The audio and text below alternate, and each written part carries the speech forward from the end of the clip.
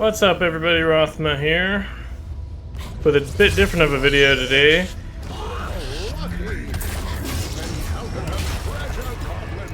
Kill it quickly if you wish to reap its reward. Well done.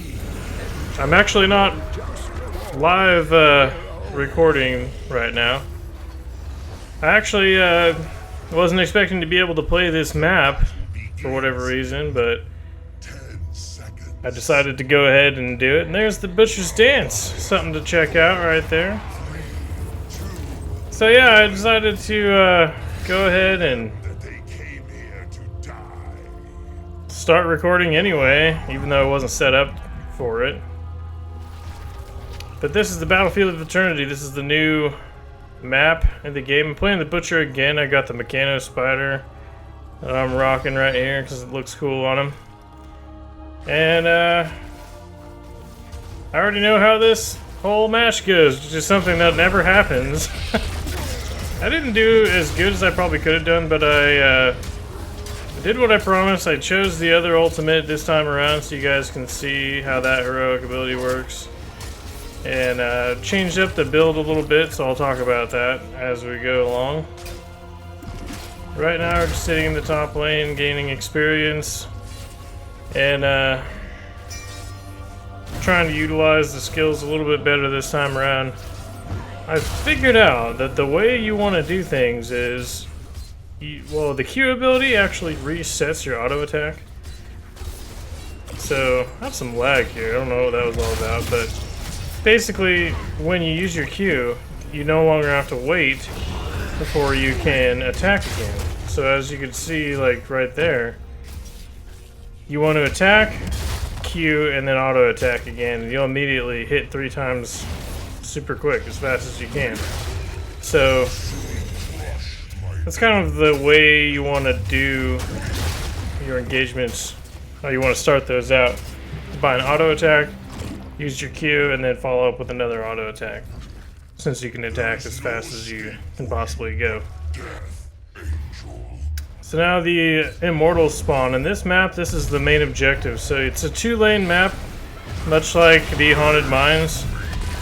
At this point, whichever side you're on has, in this case, we're on the demon side, which is the right-hand side of the map. So we have to attack the angel here.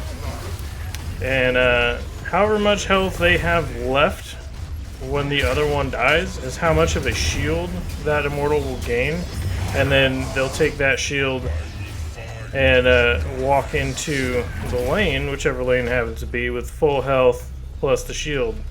So you really do want to make sure you destroy your opponent's immortal as fast as possible. We were doing really well with this. I don't think, since this is such a new map, I don't think the enemy team was as up on this. Oh, I got away there. That's amazing.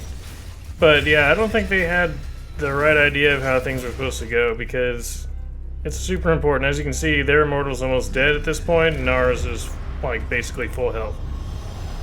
There's, a couple different ways you can handle this. You can sit at your immortal and defend it, which I think they were trying to do, or you can attack the other one. You kind of have to do both. So as soon as these Immortals spawn, there's going to be a huge team fight going on, almost always, right here in the middle. I actually played this map again with Sonya, just in my off time, and just completely annihilated. It was awesome.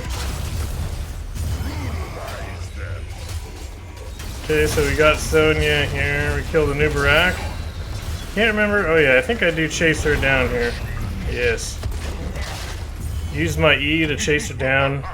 Use the Q to destroy her. So the Q is a frontline skill shot, which causes a 50% slow that decays over 2 seconds.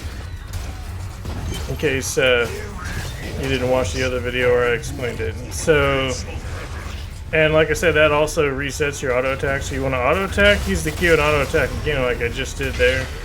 And that allows you to hit 3 times fast. The W is Butcher's Brand, what that ability does, puts a brand on an enemy. It can only be a living enemy. It can be used on like the minions and mercenaries, as well as the boss camps and things like that. You can use it on these Immortals in this map. But it cannot be used on structures. So that's one thing about it there. But when you put the brand on something, just by attacking it, you gain at the base without any talent upgrades 75% of the damage dealt as healing. So as you attack that character over and over again, whatever one it happens to be, you gain health. So it's very easy to build a right-click centric sort of build with this guy.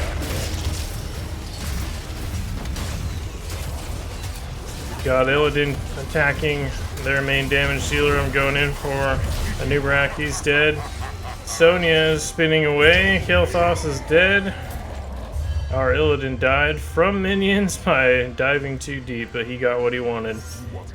So now we're off to take this Merc camp. And this is the siege camp on this map, which are Khazar Spearmen. Which I think is pretty cool that they mixed up these. I mean, they've always kind of done a little bit different aesthetics with the other maps, as far as siege golems and cruiser camps go. But in this map, they're actually totally different, and they work differently. There are 3 Khazar Spearmen here instead of like 2 golems, siege golems. They throw spears and do a ton of damage. And with the bruiser camps, which Illidan is getting right now, they actually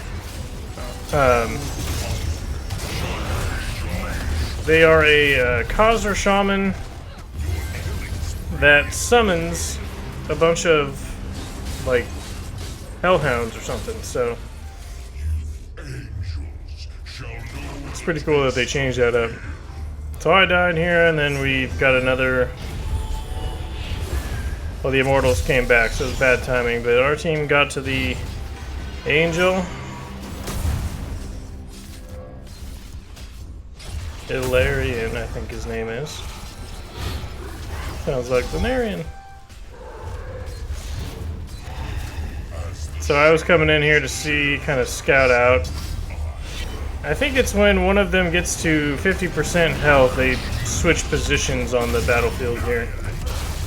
So, it gives you an opportunity to kind of catch up if you were behind like we were in this instance. That little bit of positioning right there totally fucked the enemy team, because we're now able to get back to attacking this and put us in a way better position. So oh yeah, Gazlo got the gravity bomb off, and we finished off Kael'thas. That's right. I'm the cool. So as you can see, we had 50% health left on our Immortal, so now he has a 50% shield. And like the golem in the Haunted Mines, you have to kind of wait for his health to fill up, and then he goes into lane. They start off with some ranged attacks, and then they go into a melee sort of mode, the Immortals do. So there's 2 phases of their attack. And they get pretty damn impressively strong. ETC got a great ultimate off on a couple of them. I was able to kill off Sonya. So now he's in melee mode. I think it's once his shield goes down. And you can see the damage. He does insane siege damage, but his health isn't as great as like the Grave Golem would be. Brutalize them. Oppose strike mortals. The demon will need time to recover. Alright, so we got pushed in there pretty good. Now we're backing up. Gonna hit this Who wants to take this Merc? healing fountain up and then go over to the siege camp and take that.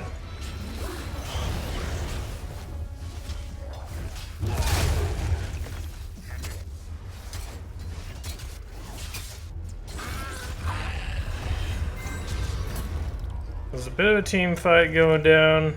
Well, more of a Gazlo massacre in the bottom lane.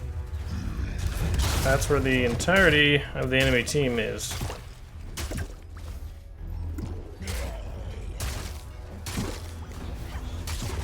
And if you watch the damage, when these Khazra spearmen start attacking these minions, they just do insane damage. I think it's a little bit higher than the standard siege golems on the other maps. And there are 3 of them this time around as well, instead of 2. I'm gonna use my E right here to tackle Kael'thas. I haven't explained the ultimate I got either, or the E. So the E is a charge attack that makes you unstoppable, and it's really there to chase people down or initiate. But you've got to be very careful when using it to make sure that you don't put yourself way out of position and really screw yourself over. Here you can see I'm using it from beyond the wall, and the butcher just runs around and gets into his, kind of chooses his own positioning, his own path. Sonya, I don't know what she was thinking right there, but got a nice double kill. Didn't really get a chance to see that bruiser camp too much, but they're pretty cool. It's a Khazra shaman and hellhounds that he'll continue to summon and revive when they die. So the ultimate I picked is called Lambs to the Slaughter.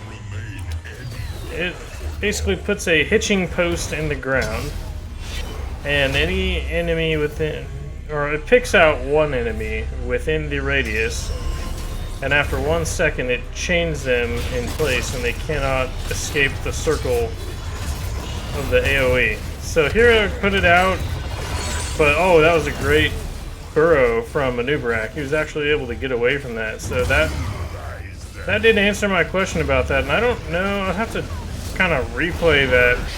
I don't know if he was able to actually burrow before it hitched to him, or if he was able to burrow after the hitch to get away. I don't know how that works. I'm sure there's some way of getting out of it with certain heroes, but I haven't seen much. I think it's the only time I've ever seen anybody actually escape from it once I've pretty much got him right where I want him. But it hooks them up for 4 seconds. They can't leave the AoE, and just completely sets them up for a kill. It's really great. The ultimate upgrade for that, which I don't think we even got to pick in this one, actually will hook up any enemy hero in the AoE, so you can hook up the entire team. This part I went in for Tyrande, right there. Killed her off really quick. I knew she'd be a